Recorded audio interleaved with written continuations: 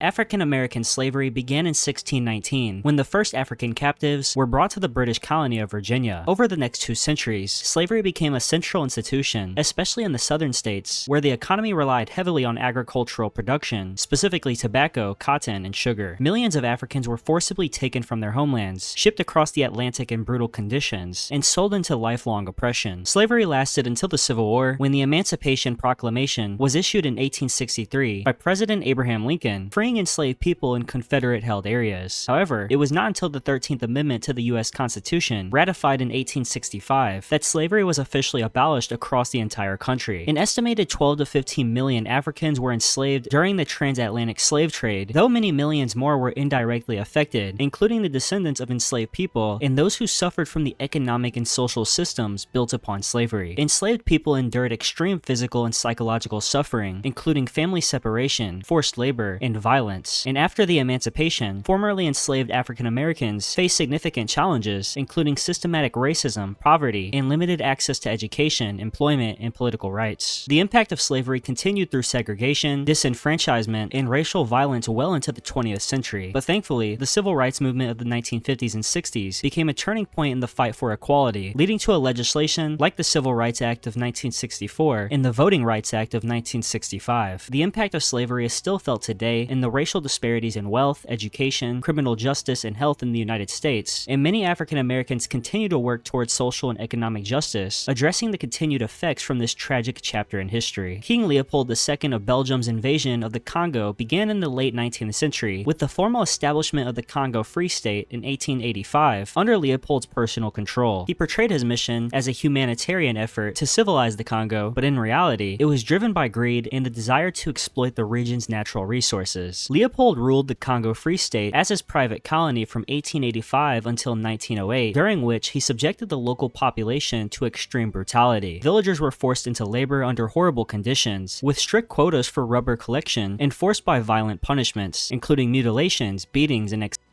The indigenous population suffered from forced labor, starvation, disease, and widespread violence at the hands of Leopold's private army, which was known as the Force Publique. Estimates of the death toll range from 5 to 10 million people, though some scholars believe the number could be even higher. Millions more were indirectly affected by the destruction of communities, economic systems, and the displacement of people from their land. International outcry eventually pressured the Belgian government to take control of the Congo in 1908 under Leopold's reign of terror. However, this did not officially end this tragedy, as rule under Belgium continued, although it was somewhat less brutal. The long-term effects of Leopold's invasion were profound, and the Congo was left severely underdeveloped, with weakened social and political structures. The legacy of violence, economic exploitation, and ethnic division contributed to instability in the Congo, which continues on today. The Democratic Republic of the Congo has since endured political unrest, dictatorship, and civil conflict, with many of its current challenges rooted in this devastating moment in history. The Armenian genocide began in 1915 during World War II, when the Ottoman Empire systematically targeted the Armenian population within its borders for extermination. This genocide was part of a broader effort by the Ottoman government led by the Young Turks to suppress ethnic minorities and create a more homogeneous Turkish state. Armenians, a Christian minority, were accused of being disloyal and collaborating with the empire's enemies, although these claims were largely unfounded. The genocide started with the arrest and execution of Armenian intellectuals and community leaders in April 1915. Soon after, mass deportations of Armenians from their homes in eastern Anatolia were ordered. The deportees were forced to march through the Syrian desert without adequate food, water, or shelter, leading to countless deaths from starvation, exhaustion, and violence. Those who survived the death marches faced massacres or were sent to concentration camps, and estimates suggest that 1.5 million Armenians were killed, though the total number of victims, both directly and indirectly affected, also includes those displaced, orphaned, or otherwise harmed by the atrocities. Armenians also lost property, cultural heritage, and their presence in regions where they had lived for centuries. This genocide officially ended in 1917 with the fall of the Ottoman Empire after World War I. However, the trauma of the genocide has had lasting effects on the Armenian people. Many survivors fled to countries like the United States, France, and Russia, forming new Armenian communities abroad. The genocide remains an issue, with Turkey, the successor state of the Ottoman Empire, consistently denying that it was a genocide.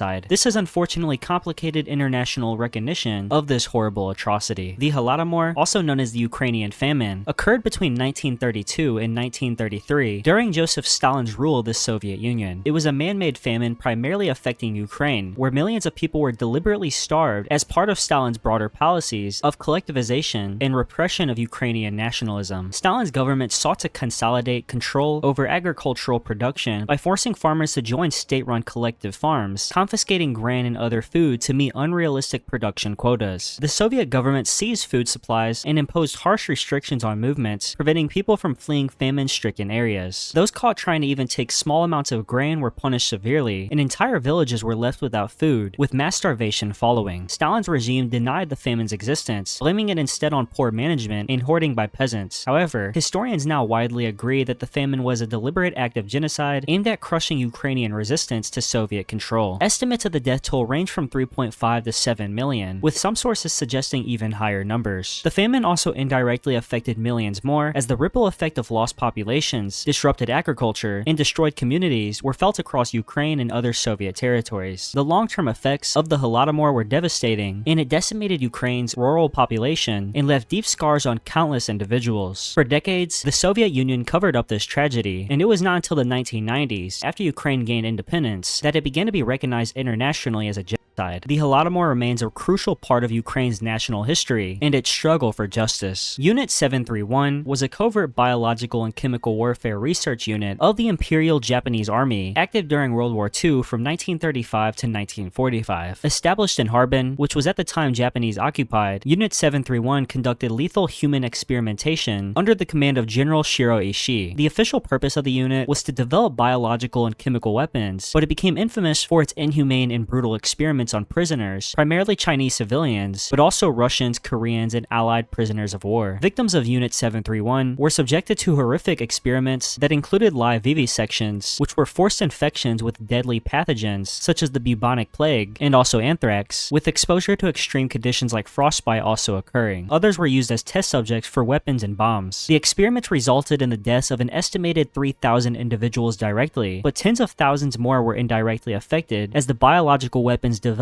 by Unit 731 were deployed in field tests, spreading disease in Chinese villages. After Japan's surrender in 1945, the atrocities committed by Unit 731 were not immediately prosecuted due to a secret deal struck by the US government. In exchange for the data from the experiments, many members of Unit 731, including Ishii, were granted immunity from war crime trials and went on to live free lives, with some even holding prominent positions in post-war Japan. The atrocities of Unit 731 left a dark legacy, particularly in China, where the unit's actions contributed a long-standing animosity towards Japan. The lack of justice and accountability for the victims fueled a lot of tension, and efforts for formal acknowledgement and reparations continue to this day. The Nanjing massacre took place over a 6-week period from December 1937 to January 1938 during the Second Sino-Japanese War. After capturing the Chinese capital of Nanjing, the Imperial Japanese Army treated Chinese civilians horribly. The massacre is remembered for its extreme brutality, including widespread murder, rape, looting, and arson, with estimates of the death toll ranging between 200,000 and 300,000 people, with some scholars suggesting even higher numbers. The Japanese forces carried out mass executions, often forcing prisoners to dig their own graves before being shot or beheaded. Women, children, and the elderly were not spared, and tens of thousands of women were raped, with many of them being killed afterwards. The atrocities also included mutilation, burning of homes, and indiscriminate killing, and the Nanjing massacre had far-reaching consequences, directly affecting the hundreds of thousands who lost their lives, and also their families. And this atrocity indirectly traumatized millions in China and around the world. The brutality of the massacre shocked the international community, with Western diplomats and missionaries in Nanjing attempting to document and provide refuge to some survivors. While Japan officially apologized for the massacre in the 1990s, some Japanese officials and right-wing groups have downplayed or denied the extent of the atrocities. For China, the massacre is a powerful reminder of its struggle during the war and remains a crucial part of its national memory. The events of this tragedy are commemorated annually, and the massacre serves as a depressing reminder of the horrors of war and the need for historical accountability. The Volhynia massacre, also known as the Volhynia massacre, occurred between 1943 and 1945 during World War II, taking place in the region of Volhynia, which was then part of German-occupied Poland, now being located in Ukraine. The massacre was part of a larger campaign of ethnic cleansing carried out by the Ukrainian Insurgent Army, a nationalist paramilitary group seeking to create an independent Ukraine free of foreign influence, particularly Polish control. They targeted Polish civilians with the intentions to remove the Polish population from their territories. The violence began in early 1943 and reached its peak during the summer of that year, and Ukrainian nationalists, often with the support of local populations, attacked Polish villages, brutally massacring civilians. Entire communities were wiped out, and the violence included murders, rapes, and acts of extreme cruelty. The estimated number of Polish victims ranges from 70 to 100,000, and in retaliation, Polish resistance groups, such as the Home Army, also carried out attacks on Ukrainian civilians, further intensifying the ethnic conflict. The violence led to the displacement of hundreds of thousands of people, including both Poles and Ukrainians, as they fled the conflict zones. This massacre left deep scars on Polish-Ukrainian relations, which were further complicated by the forced resettlements of both Poles and Ukrainians after the war, particularly under Operation Vistula in 1947. The memory of the massacre continues to be a source of tension between Poland and Ukraine, although both nations have made efforts to reconcile in recent decades. The Great Leap Forward was a social and economic campaign launched by Chinese Communist Party leader Mao Zedong from 1958 to 1962, aimed at rapidly transforming China into a socialist industrial powerhouse. The campaign sought to increase agricultural and industrial production through collective farming and the establishment of communes. Mao's policies, however, were disastrously flawed, and unrealistic production targets, combined with poor planning, lack of expertise, and widespread misinformation about actual output, led to severe food shortages. Agricultural mismanagement, along with unfavorable weather conditions, worsened the situation, and local officials often inflated reports of food production, leaving the government unaware of the extent of the crisis. This tragedy resulted in one of the deadliest famines in human history, with historians suggesting between 15 and 45 million people perishing from starvation, malnutrition, and related causes. Entire villages were decimated, and in some regions, instances of cannibalism were reported. Along with the famine, the campaign caused widespread suffering due to forced labor and harsh living conditions in the communes. This tragedy severely damaged China's economy and agricultural sector, disillusioning many with the Communist Party, leading to a period of political instability. Mao's reputation was significantly tarnished, though he remained in power. The failure of the Great Leap Forward also set the stage for the Cultural Revolution between 1966 to 1976, another plan initiated by Mao to reassert control. This tragedy left deep scars on China's rural population, with everyone remembering it as an extremely devastating time in Chinese history. The Cambodian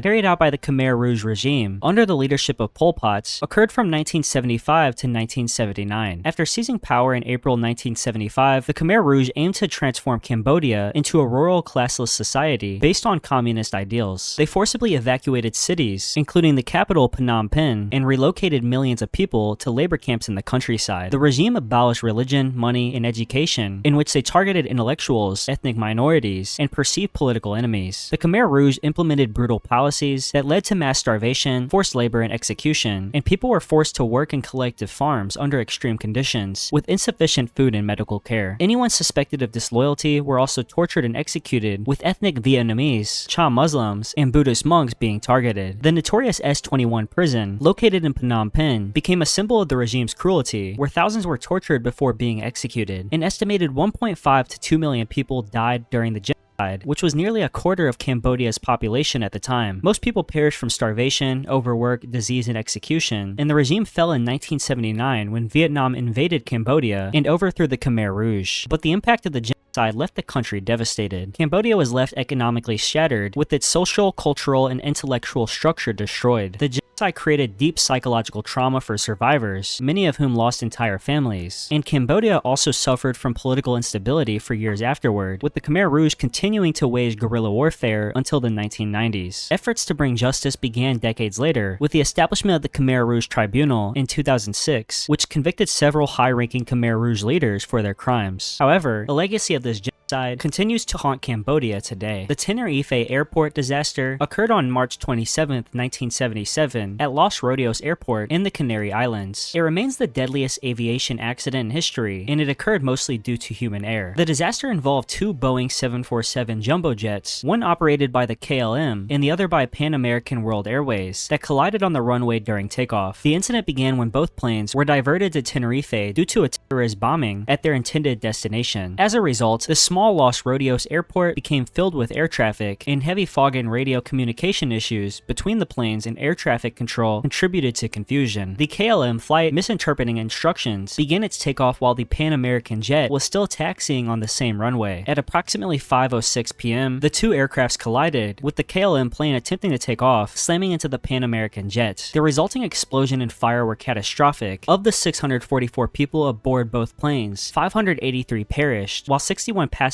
and crew on the Pan American flight thankfully survived. The long-term effects of this tragedy led to significant changes in aviation safety. The accident highlighted the dangers of communication breakdowns, especially in high-stress situations, leading to reforms in cockpit communication protocols. The introduction of standardized English as the universal language for international aviation communication and improved coordination between pilots and air traffic control were direct outcomes of this disaster. The Tiananmen Square massacre occurred between April 15th and June 4th, 1989 in Beijing, China. It was a pro-democracy movement led by students, intellectuals, and workers who initially gathered to mourn the death of Hu Yaobing, a former Communist Party leader known for advocating political reform. What began as a peaceful protest for greater political freedoms, government accountability, and an end to corruption soon grew into a larger movement, with thousands of people demanding democratic reforms. For weeks, the protesters occupied Tiananmen Square, staging hunger strikes, marches, and sit-ins. The Chinese government, led by Deng Xiaoping, grew increasingly alarmed by the scale of the protests, viewing them as a threat to Communist Party control. On the night of June 3rd and into the early hours of June 4th, the government declared martial law and sent in troops and tanks to clear the square by force. The crackdown resulted in a violent massacre, where soldiers openly fired on unarmed protesters and civilians, killing an unknown number of people. Estimates of the death toll vary from several hundred to potentially thousands. The Chinese government has never released an official figure, and the exact number of victims remains disputed. The long-term effects of this massacre were significant, as it marked the end of open political reform in China, as the Communist Party reinforced its control, cracking down on anyone calling for democracy. In the aftermath, the government arrested thousands of protesters and imposed strict censorship, erasing public memory of the events. To this day, any discussion of this massacre is highly censored in China, and internationally, the massacre damaged China's reputation, leading to many condemning their actions. However, China's economic rise in later years led to a normalization of relations with many countries. With that being said, the events of this tragedy still remain a deeply sensitive and repressed part of China's modern history. The Bosnian genocide took place between 1992 and 1995 during the Bosnian War, which erupted after Bosnia and Herzegovina declared independence from Yugoslavia. The conflict involved Bosnian Muslims, Serbs, and Croats, but the genocide was predominantly carried out by Bosnian Serb forces against the Muslim civilians. The genocide was part of the Serb campaign of ethnic cleansing, aimed at creating a greater Serbia by eliminating non-Serb populations. The most notorious moment of the genocide occurred in July 1995 in the town of Srebrenica, where Bosnian Serb forces, led by General Ratko Mladic, systematically killed more than 8,000 Bosnian Muslim men and boys after overrunning a United Nations safe area, and this made this massacre the worst atrocity in Europe since World War II. Mass rapes, concentration camps, and other forms of brutality were also widespread throughout the war, with an estimated 100,000 people being killed and approximately 25 to 30,000 deaths being directly linked to genocidal acts. The war left deep ethnic and political divisions in Bosnia, which carries on to this day. In the 1995 Dayton Accords, which ended the conflict, created a fragile peace, but left Bosnia a divided country. The International Criminal Tribunal for the former Yugoslavia eventually convicted key figures for their war crimes and genocide. But with that being said, this tragedy remains a painful moment in European history. The Rwandan genocide occurred over a span of 100 days, from April 7th to mid-July 1994, and was one of the most brutal and swift genocides in history. It was orchestrated by the Hutu-led government targeting the Tutsi ethnic minority, as well as moderate Hutus. Long-standing ethnic tensions between the majority Hutu and minority Tutsi, which was worsened by colonial rule and years of political conflict, exploded into violence following the assassination of Rwandan President Juvenal Habyarimana when his plane was shot down on April 6, 1994. Radical Hutu militias, along with government soldiers, launched a systematic campaign of slaughter. Civilians were urged via state radio broadcasts to kill their Tutsi neighbors, and armed with machetes, clubs, and rifles, perpetrators killed an estimated 800,000 people in just 3 months. Tutsi women were also subjected to widespread sexual violence, with many raped and tortured before being murdered. The genocide ended when the Tutsi-led Rwandan Patriotic Front, also known as the RPF, led by Paul Kagame, seized control of the country in July 1994. However, the aftermath left Rwanda shattered, with millions displaced, tens of thousands of orphans, and nearly the entire Tutsi population decimated. The long-term effects of the genocide were devastating, and Rwanda was left with deep societal wounds, including massive loss of life, traumatized soldiers, and a severely damaged economy. The genocide also created an international refugee crisis, with many Hutus fleeing to neighboring countries, where some reorganized to continue fighting the RPF. The international community faced heavy criticism for its failure to intervene during the massacre, and in recent years since, Rwanda has undergone remarkable recovery. The government has promoted reconciliation and justice through initiatives like the Gacaca courts, aimed at addressing the crimes of the genocide. The Paris bombings, part of a coordinated series of terrorist attacks, occurred on the night of November 13, 2015. ISIS claimed responsibility for the attacks, which targeted multiple locations across the city. The attackers used bombs, guns, and suicide vests, spreading chaos and terror across Paris. The violence began at around 9:20 p.m. when suicide bombers detonated explosions outside the Stade de France during a football match between France and Germany, which was attended by French President François Hollande. Around the same time, gunmen opened fire at crowded cafes and restaurants in central Paris, killing dozens. The deadliest attack occurred at the Bataclan Concert Hall, where 3 gunmen took hundreds of hostages during a performance of the American band Eagles of death metal. After a standoff, French security forces stormed the venue, but not before 90 people were killed inside. In total, 130 people were killed and over 400 were injured, making it one of the deadliest terrorist attacks in Europe in recent years. The attackers were mostly French and Belgian nationals who had been radicalized and trained by ISIS. The long-term effects of the Paris bombings were profound, both in France and across Europe. In France, the attacks led to a nationwide state of emergency, which lasted nearly 2 years, granting authorities expanded powers to conduct raids and arrests. The French government also intensified its military operations against ISIS in Syria and Iraq. Socially, the attacks heightened tensions over immigration, security, and the presence of radical Islam in Europe, fueling debates over counter-terrorism measures and also civil liberties. The bombings also strengthened international efforts to combat terrorism, with France playing a leading role in the global fight against ISIS.